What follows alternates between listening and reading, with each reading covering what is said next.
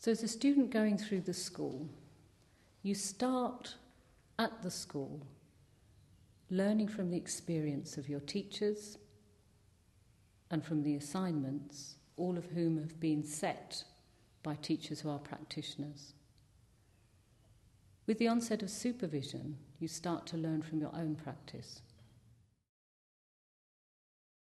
We could say that supervision starts actually in year 1 with all the reflective work that you do in response to the assignments that you're given.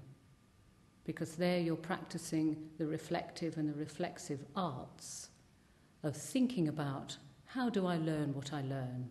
How do I know what I know? What comes easily to me? What do I struggle with? How does this make me feel about myself as a student? So later on, when your experience is then of your own patients, where you're taking cases, as we say, under supervision, supervision becomes more of a formal inquiry space between you and another practitioner, a more experienced homeopath, who's also experienced as a supervisor, to assist you to make that benign inquiry, or that compassionate inquiry, into your practice. That's essentially what the supervisory project is at the school.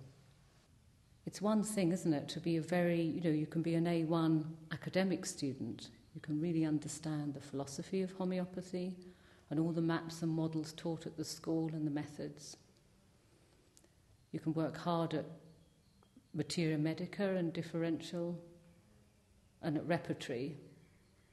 And then there comes that day when it's you and a patient sat in a room together.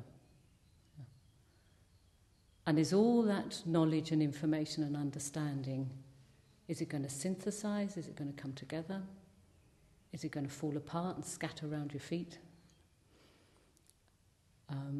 Are you going to be so preoccupied with your own process? Can I do this? Will I find the remedy? Will I know when the case is taken, even? Or are you going to be free enough, I say, of those concerns, not completely, but are you going to be free enough of those concerns to make yourself available to the patient in order to perceive what it is to be cured? Now that's quite a state of readiness. So what you can expect from supervision is a helpful relationship with a person, with a homeopath who's supervising you, who's been through this, and can help you become ready to sit with some confidence, to sit with your competence intact, to be creative when you need to be, and to sit there with compassion for another, and just as importantly, compassion for yourself, and not be sitting there beating yourself up for being nervous or forgetting or not following a list of pre-prepared questions.